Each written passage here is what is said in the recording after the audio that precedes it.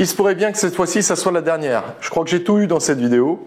Des problèmes de batterie, des problèmes de carte SD qui se remplissent, des problèmes de carte SD qui n'étaient pas vidées, des problèmes de toute nature. Bon, bref, cette fois-ci, je pense qu'on n'est pas trop mal.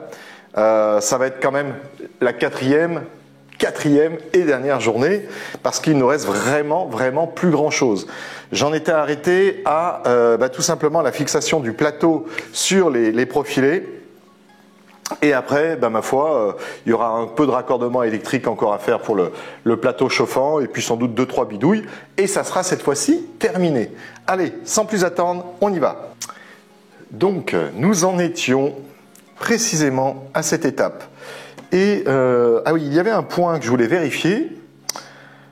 Je ne crois pas qu'il m'ait dit de revisser ces parties-là. Ah c'est peut-être maintenant d'ailleurs. Prenez le chariot en Y, comprenant les tiges lisses. Assurez-vous que les déroulements sont côté gauche vers l'image. Insérer, insérer, insérer. Je pense que j'ai raté le moment où ils me disent de serrer les roulements là. Et il en reste encore, hein. Ouais, j'ai dû rater ce moment-là. On va revenir un peu en arrière. Ah, et voilà. C'est maintenant où il faut les serrer sur chaque clip de roulement. J'ai bien fait de vérifier, ça me semblait quand même curieux. On va dire que je me suis dit, il manque peut-être cette étape. Donc là, maintenant que c'est dedans, on serre les vis sur chaque clip de roulement. Après le serrage final, le mouvement des tiges lisses doit être doux. Si la tige lisse bouge de manière rigide, desserrez et d'accord. On va serrer progressivement.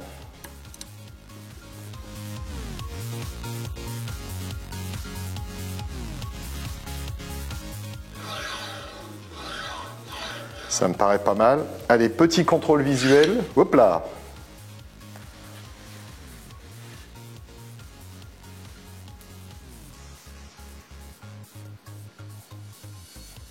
Je pense que je peux encore serrer un peu. Alors, si ma mémoire est bonne, sur la MK3, c'était des raies 100 qui tenaient les roulements. Je me souviens de ça. Vous vérifierez. Il me semble que c'était des raies 100.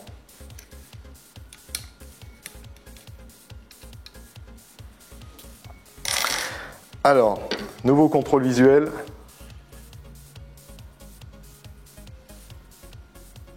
Encore donner un petit coup parce que j'aimerais bien que ça s'écrase un peu, qu'on sente le caoutchouc un peu en pression.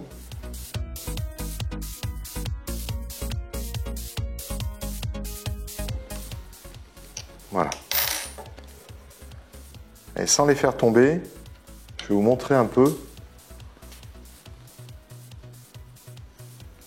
Là, vous voyez le petit caoutchouc là, il est, je pense, suffisamment bien plaqué, on le sent compressé. Ça me paraît pas mal. Alors maintenant, on va voir si ça tourne. Ça tourne. Attendez, ça sera comment? Ça sera comme ça. Non, pas du tout. Ça sera comme ça.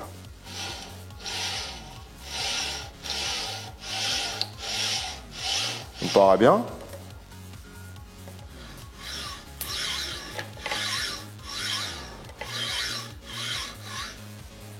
Alors, donc, c'est bon. Ça, c'est bon.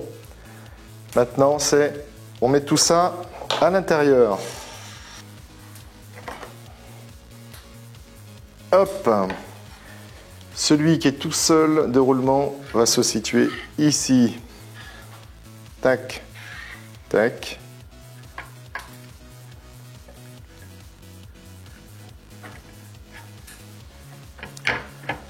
Voilà, et voilà. Prenez le chariot, tac, tac, tac, assurez-vous que les deux roulements. Fixez chaque support de tige en Y et fixez-les avec des vis 3.10 avec les extrusions les plus longues. Serrez les deux vis de manière égale, mais pas complètement. Nous les resserrerons complètement plus tard. Allez, c'est parti.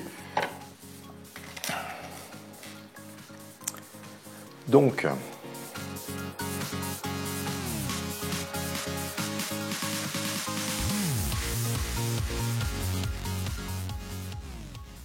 tac.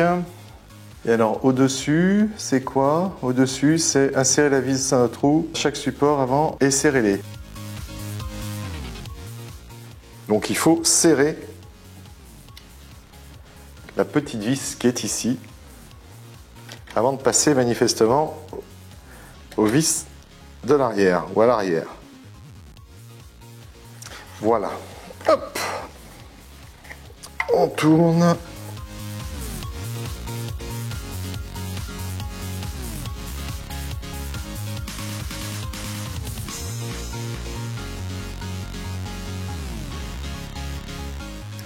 Voilà, donc là, ça doit pincer complètement les tiges et les serrer bien contre le support en plastique, là.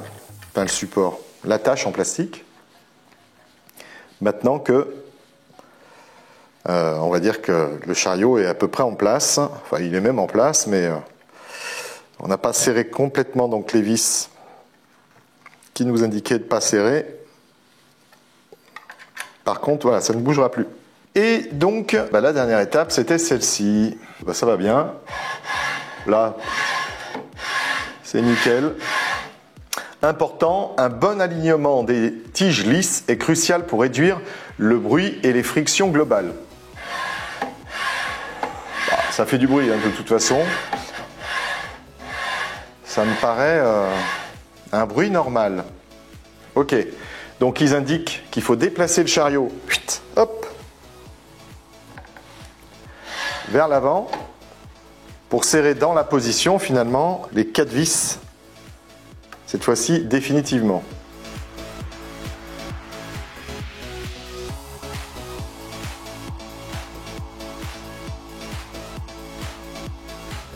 Voilà, c'est toujours bon. Hop, demi-tour et on fait la même chose.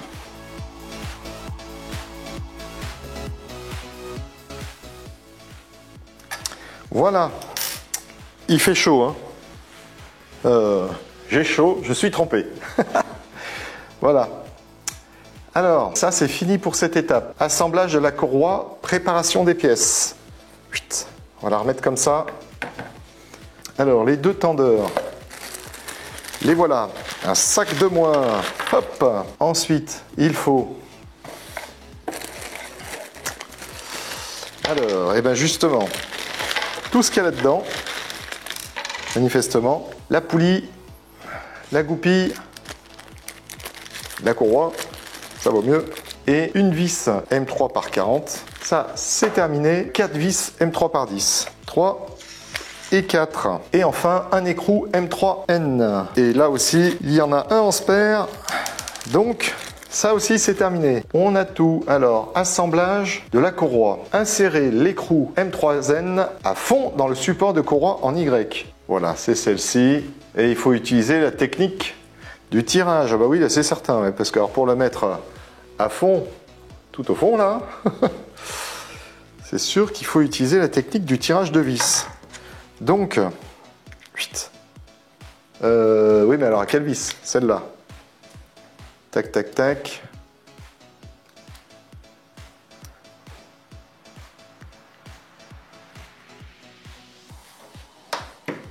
Tac, c'est dedans.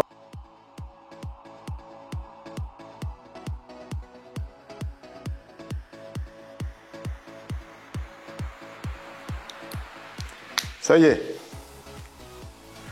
Je pense que ça y est.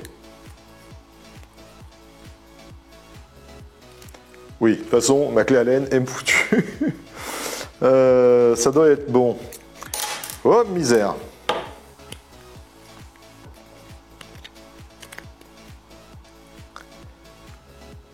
C'est fou, ça tourne dedans. Là, autre chose.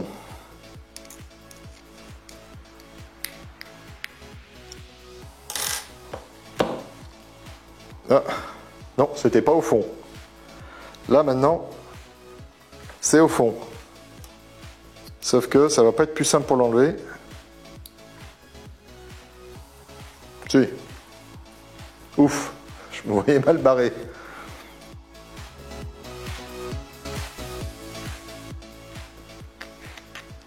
Voilà, la vis est au fond. Alors, assemblage de la courroie.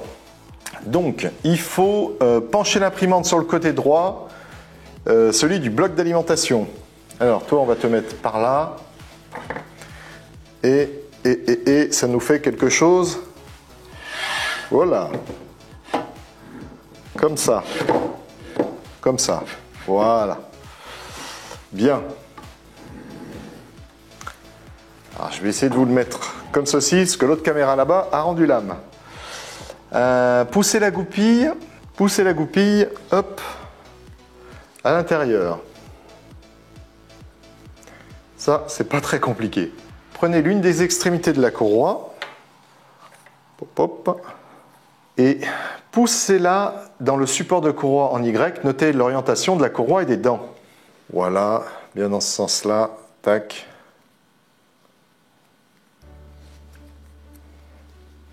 La courroie est prisonnière et on serre la vis M310, enfin la vis, une des vis M310 là-dedans pour que ça compresse la courroie tout simplement à l'intérieur.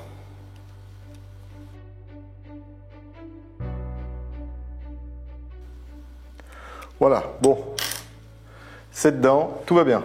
Et alors maintenant, à l'aide de la vis M310, fixez le support de la courroie en Y au chariot. Utilisez le trou gauche arrière dans la partie centrale. Donc il va falloir déjà positionner la vis dedans.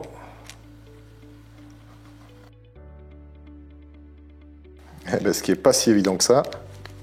Ça y est, ça y est, ça y est, ça y est. Et donc on est d'accord que c'est à l'arrière, hein. Arrière dans la partie centrale. Donc c'est bien ça.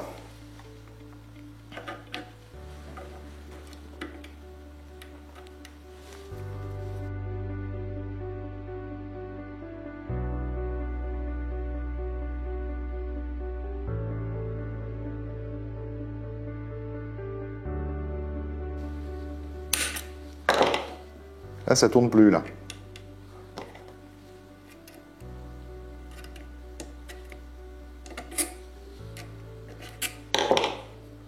Je pense qu'à la fin, cette clé est bonne à acheter. Bon, ça ne bouge plus. Ensuite, à l'intérieur du cadre et pas en dessous.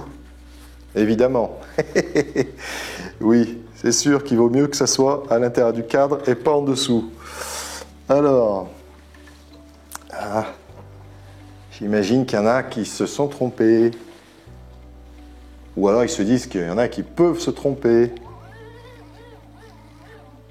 Tac. Mais en dessous? Non, mais pas en dessous.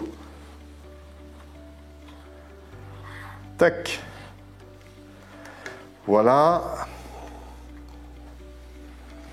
Et enfin, prenez l'extrémité et poussez-la dans la rainure du tendeur du courroie en Y.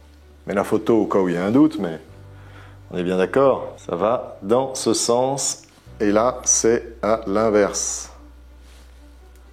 Donc les dents vers l'extérieur de la pièce, et ça rentre par là. Ça nous fait donc un truc comme ça, si je dis pas de sottises. Voilà. Donc la vis ici et les dents à l'extérieur de la pièce. C'est bien ça. Tac. On rentre la courroie et on met la vis.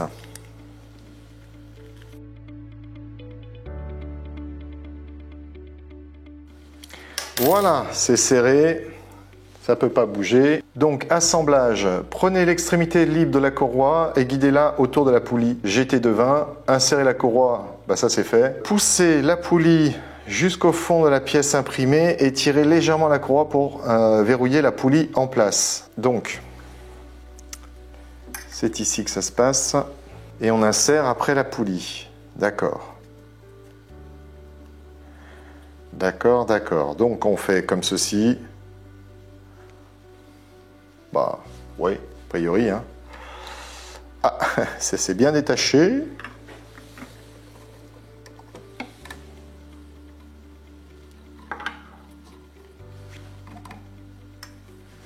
Voilà, voilà. D'accord, donc on met ça comme ça. J'espère que vous voyez bien.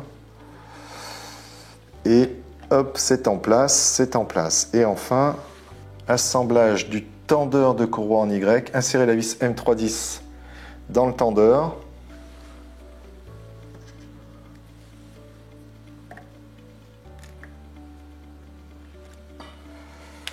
Hop, voilà. Et on va visser ça là-dedans. C'est ça. Comme on peut.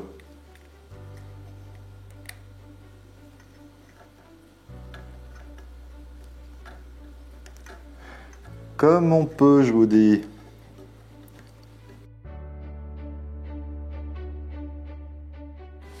Voilà. Alors, si la vis n'atteint pas le trou, il est nécessaire de retirer le support de la courroie. Tac, tac, tac. Ok, nous, on s'en est sorti. Fixez le tendeur de courroie en Y au trou avant droit. Ne serrez pas trop la vis. Nous ajusterons la position exacte plus tard. Insérez la vis M340 dans le tendeur de courroie et serrez-la jusqu'à ce que la vis atteigne l'écrou de la deuxième partie. Wow, wow, c'est malin tout ça. Ok, donc c'est ici. Donc là, on ne serre pas trop. Et c'est ici qu'on va venir insérer la vis pour que ça rejoigne l'autre. A priori, c'est plutôt là.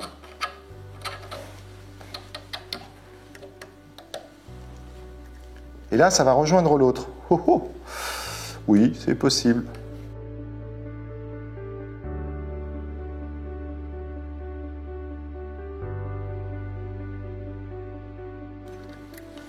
Je ne suis pas persuadé que j'arrive à faire rentrer la M340.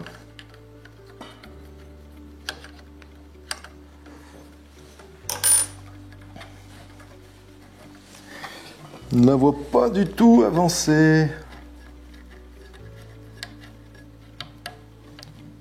Ouais, non, pas du tout. Ok, donc il faut que j'arrive à choper le trou. Eh ben, c'est pas simple à choper, hein. Regardez là.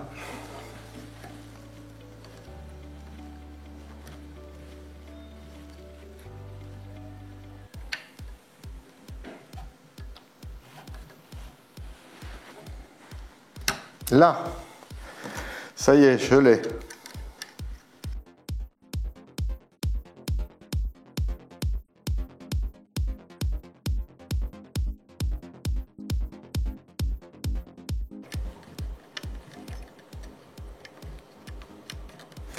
Je crois que je n'atteins pas l'écrou. Ah si. Si, je l'atteins, mais...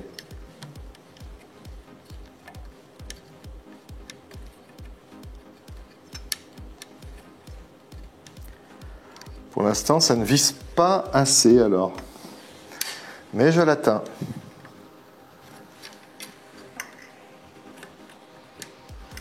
Et franchement, elle est peut-être même trop tendue là pour l'instant.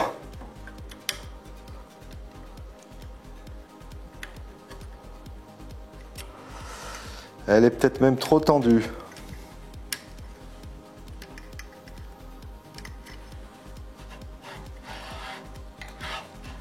Bon. Bon, on verra. Alors, on redresse l'engin. Donc, vers cette partie-ci, on déplace le chariot complètement vers l'arrière. À l'aide d'un doigt de votre main gauche, poussez la ceinture vers le bas. Une force moyenne devrait être nécessaire pour écraser la courroie jusqu'à ce que les deux parties se touchent. N'essayez pas de trop étirer la courroie car vous pourriez endommager l'imprimante. Ouais, non, moi j'ai trop tiré. Hein. Donc on va modifier la tension. Manifestement, il y a trop de tension dans cette courroie. C'est ce qui me semblait. Quoi. Voilà.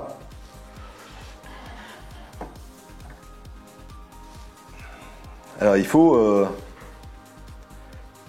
que les deux parties puissent se toucher. Donc j'ai vraiment trop tendu la courroie. Hein.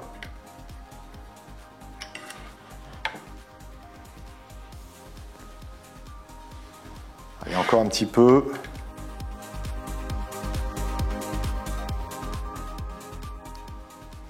C'est bon. Alors, après avoir réglé la tension de courroie correcte, serrez la vis M310 en bas pour fixer le tendeur. Donc, on retourne l'imprimante et on vient serrer à nouveau.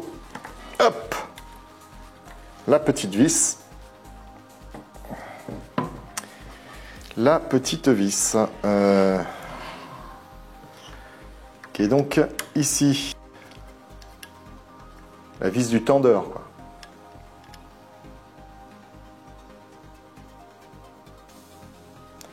Voilà. Et alors après, il faut écouter au décibelmètre. Alors, il se trouve que pour l'instant, je n'ai pas de téléphone à ma disposition. Ils sont tous autour de moi, donc on le fera un petit peu plus tard. Donc maintenant, alignement de la courroie en Y. Assurez-vous que les parties supérieures et inférieures de la courroie sont parallèles directement l'une au-dessus de l'autre. Bon, oui, ça m'a l'air. Hein. Ça m'a l'air.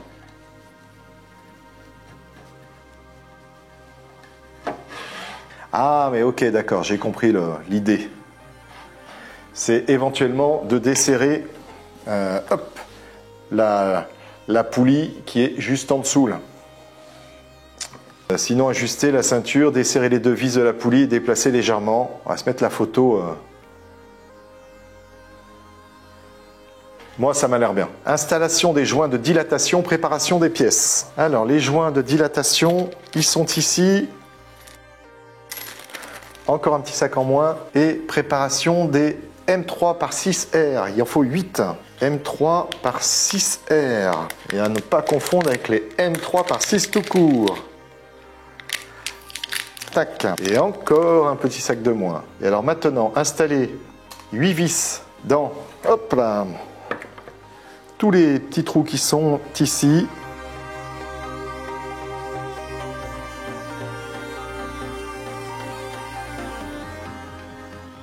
Trois, 4.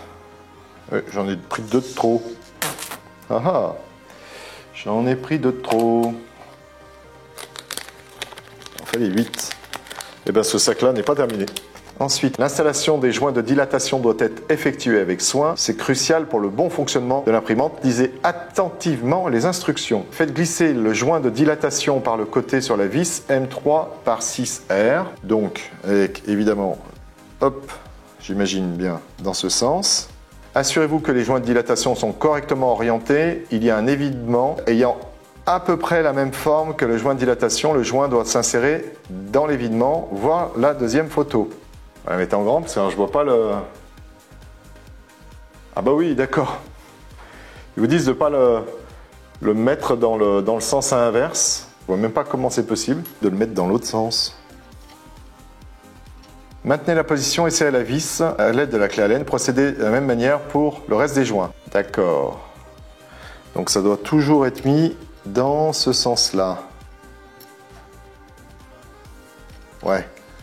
Voilà. Alors je vais vous montrer plutôt ici. Ça doit toujours être mis. Ça doit toujours être mis. Vous le rentrez comme ça et vous le tournez pour que ça soit dans ce sens. C'est-à-dire l'évidement, c'est mon doigt. C'est ce doigt. Hop. Ça doit être mis comme ça. Donc vous le rentrez et vous le tournez pour que ça soit dans ce sens. Hop là. Et comme ça. Et très logiquement, il ne peut être que bien positionné après. On se met ça sur le côté, et on serre.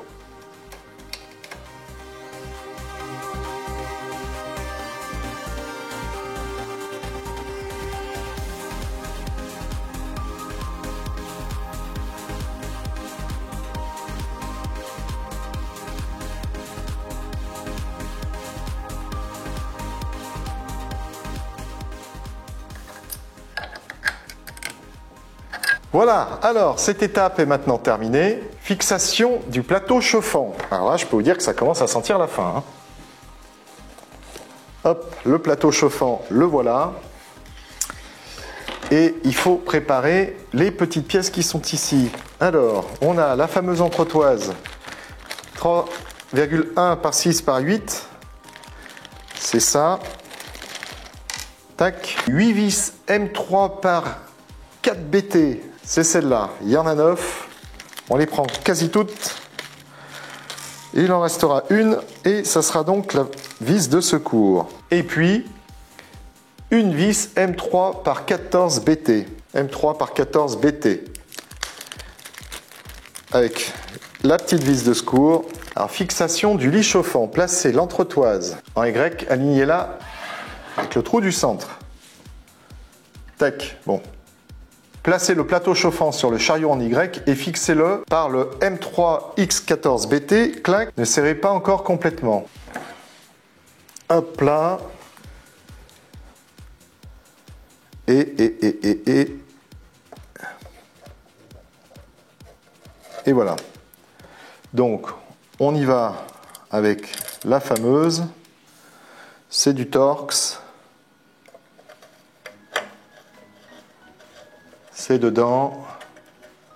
Ne serrez pas complètement la vis. Il faut que ça puisse s'ajuster. Insérez les vis dans les trous restants du lit chauffant. Ne serrez pas encore complètement.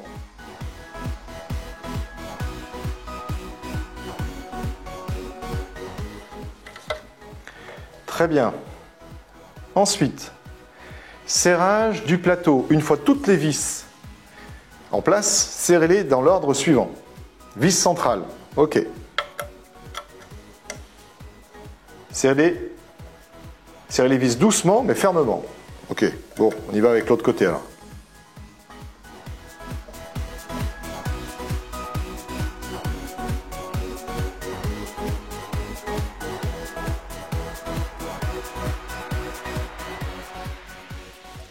Voilà, voilà. Alors, guidage des câbles du plateau chauffant, préparation des pièces. Alors, le support, ce n'est pas ça. Ouh, j'ai eu peur. Je croyais que j'avais pas la pièce. Donc, hop, c'est celle-ci. Et 2 vis M3 par 6. Il reste encore beaucoup de visseries, c'est un truc de dingue. Et vis de bande d'alimentation, les voilà. Il y en a une en secours. Donc, ça, c'est terminé. Et on insère les câbles à l'intérieur. Donc, demi-tour. On les insère par ici.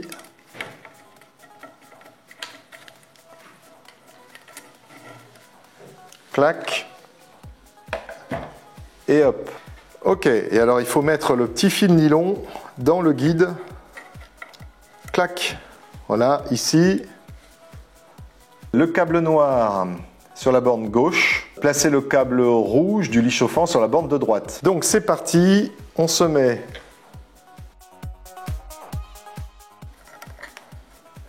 Ah, ça a tout bougé.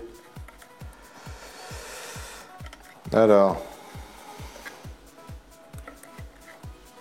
Clac, voilà, bon. Vissera après. Avec le petit capot, ça devrait tenir. Le plus.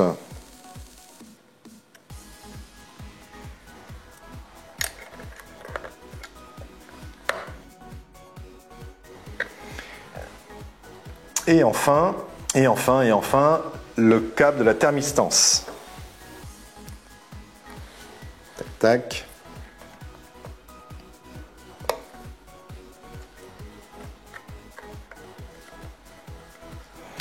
Alors, on avance avec la fixation du petit cache qui est ici. Hop là. Et donc, petite vis. Et ça se fixe comme ceci.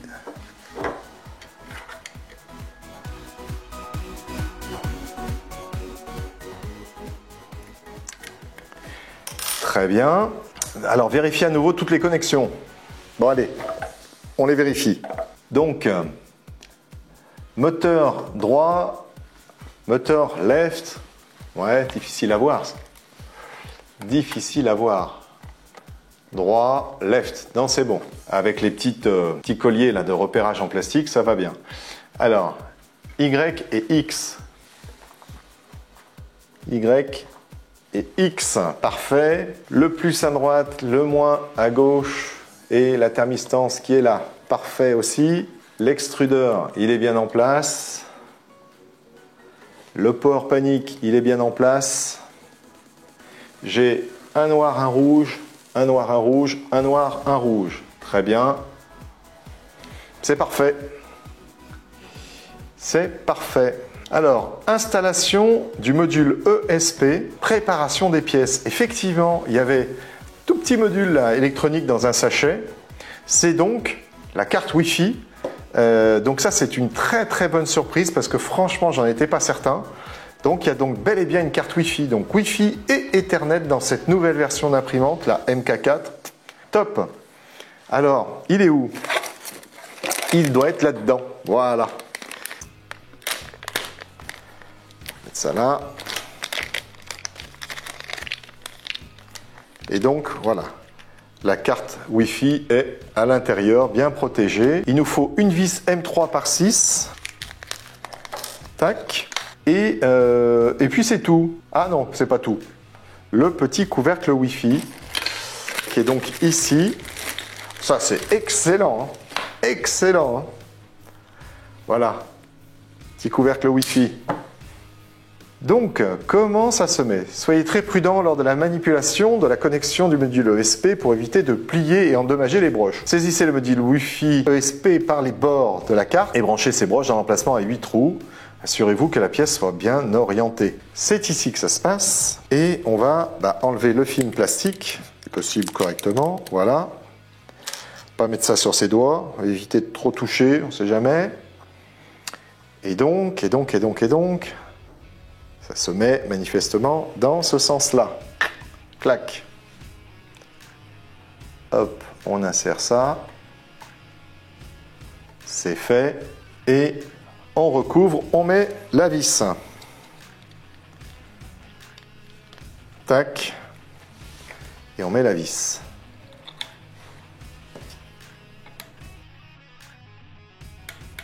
Voilà. Enfin, on va bientôt finir par fermer cette petite boîte qui est très propre. Bravo Joseph Prusa et tes équipes, vous avez bien bossé. Vis M3 par 6, il en faut 4. Et là, on arrive à la fin. Ensuite, le EL box. Et enfin, 2 vis M3 par 10. J'en ai 2, hop là, qui sont ici. Et bien, nous sommes arrivés au bout des M3 par 10. Et ça, je peux vous le dire que ça faisait un moment que je l'attendais. Alors, on insère les 2 M3 par 10 dans le couvercle. Ne nous trompons pas. Hein, voilà, si possible. C'est pas trop trompé jusqu'à présent. Ça serait dommage. Tac, tac, tac. Bon, ça doit être à peu près au fond. Fixez le couvercle de la boîte électronique en serrant les 2 vis M310 sur la boîte X-Body. En dessous. En dessous, en dessous, en dessous. C'est presque la partie la plus compliquée. Parce que je ne vois pas, je ne vois pas, je ne vois pas. D'accord, si, c'est dans ces petits trous. Ah oui, c'est pour protéger en fait cette partie-ci où le courant peut être plus ou moins important. On fait vraiment de très très très gros efforts. Prusa là, vraiment top. Hein. Alors bon, par contre, on va faire sortir les vis. Voilà. Ça sera quand même plus simple.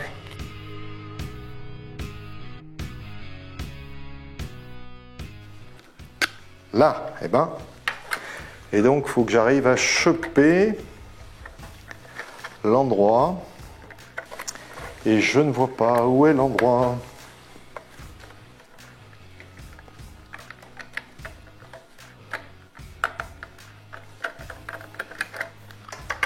Bon, je ne le vois pas. Alors, hop, hop, hop. Ça. Alors, là, ça se voit mieux. C'est quand même beaucoup plus simple.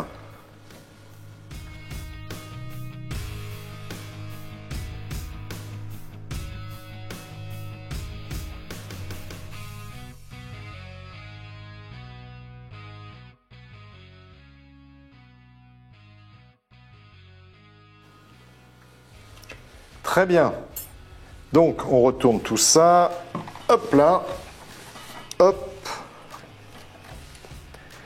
Et maintenant, on ferme la boîte. Alors, fermez la boîte, fermez la boîte, fermez la boîte. Ça va se faire comme ceci. Regardez comme c'est propre. Regardez comme c'est propre. Franchement, c'est top. Hein. Rien à voir avec la précédente. Hein. Rien à voir. Précédente boîte, je vous raconte pas comme c'était cracra. Et là, on est plutôt pas mal. Hein. Bon, ce petit câble qui est peut-être un peu long. Mais ça va, ça va. Hop, on va faire comme ça. Comme ça, comme ça. Et c'est parfait. On ferme ça. Vous sentez un peu la fin arriver là ou pas? Moi, je peux vous dire que je la sens. Hein. Je suis assez content d'ailleurs qu'elle arrive. Alors, ça commençait à être long. Ça commençait à être un peu long. Il faut reconnaître que... Alors, je ne sais toujours pas hein, s'il y a eu un record établi sur la rapidité d'assemblage. Mais on va pas me raconter que c'est en une demi-journée non plus. Ou alors, je sais pas, c'est un robot. Il en a monté 100 déjà.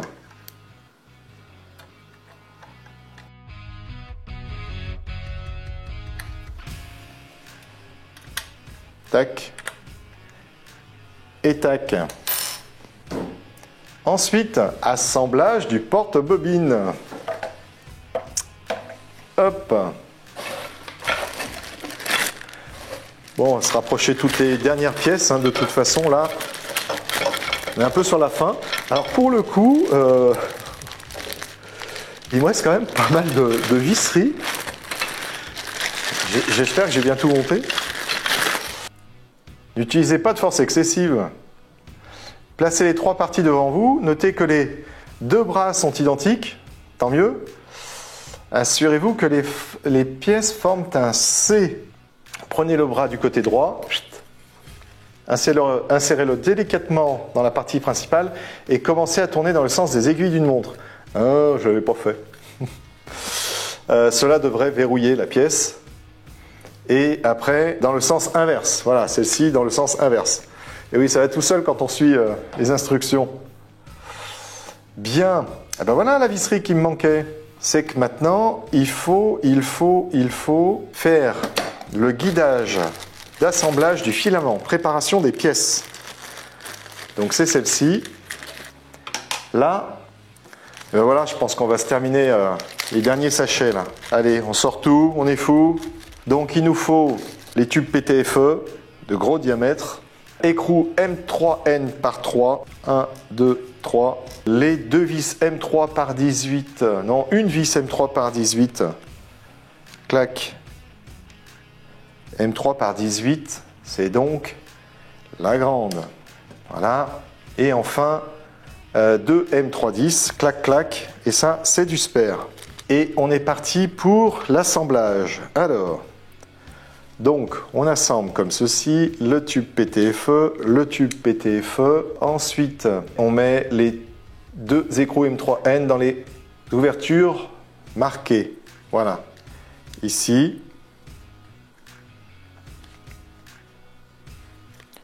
Allez, tu vas y aller. Tu veux pas y aller?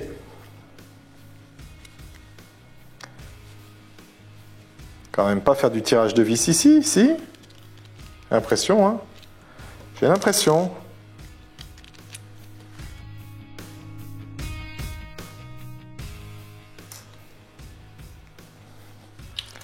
Bon, on va tirer la vis. On va tirer la vis parce que j'arrive pas à la mettre facilement dedans. On va pas s'embêter sur la fin.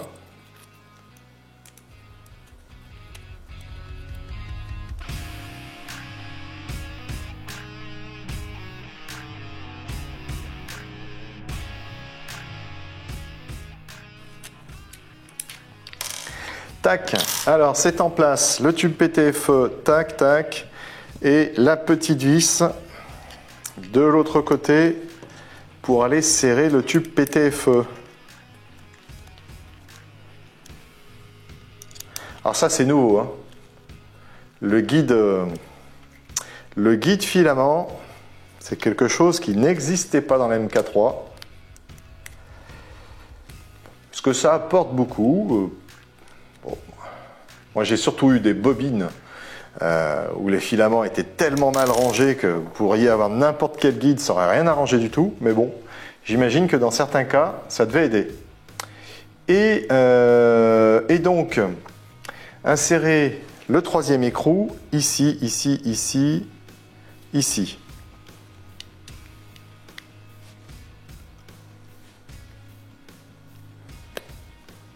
Si on y arrive.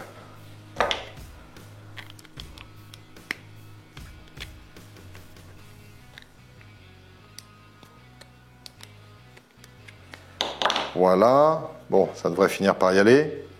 Et donc, on fixe. Eh bien, voilà. Tac. Le support bobine. On va se le mettre à peu près au milieu. Et fixer le guide, tac tac, à l'aide de la vis. Donc, vite.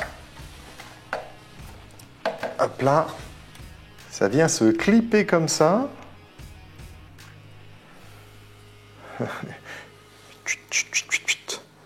Donc devant.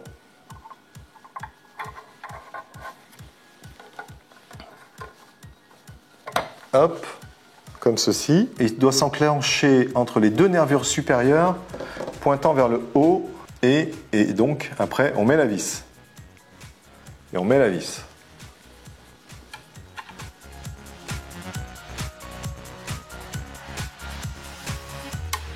Vous notez qu'il y a deux guides filaments, bobine là, bobine là. Et c'est l'heure d'Haribo. C'est l'heure d'Haribo. Ça y est, c'était dur, mais tu as réussi. Passons au dernier chapitre, vérification avant le vol. Alors, hop, crac. Donc, contrôle, difficulté faible. Un bout de filament. Alors, c'est dommage parce que je vais être obligé d'ouvrir le petit sachet qui est là. Donc, c'est du PLA. Donc, on va faire comme ça. Donc, on va ouvrir hop, le filament qui est offert. Bon, on va prendre le gris. On va couper un bout. Hop, comme ça, ça sera largement suffisant. Fixation de la tôle d'acier. Quel bon moment. Bon, on va fixer celle-ci. C'est pas forcément celle-là c'est l'original. Ah, si, c'est celle-là. Donc, on va fixer celle-là. Hop. Dans le fond, il n'y a pas de saleté. Tac. C'est en place. C'est en place. Donc pour ce matin, on va s'arrêter là. Et puis ce soir, eh bien, on finira les dernières étapes qui sont derrière moi, où c'est justement la mise en route et les premiers tests tout simplement de l'imprimante. Voilà. Ceci dit, l'imprimante est montée, c'est terminé. J'espère qu'il n'y aura pas de mauvaise surprise, tout simplement quand on va la démarrer, parce que c'est toujours quand même le risque, hein, quand vous assemblez vous-même une imprimante, c'est que vous fassiez une erreur. Et évidemment, qu'il faille redémonter tout en partie de l'imprimante. Bon, comme ça, je vous dirais que visuellement, tout m'a paru correct. On verra bien au moment où on l'allume. Allez, je vous dis à un peu plus tard.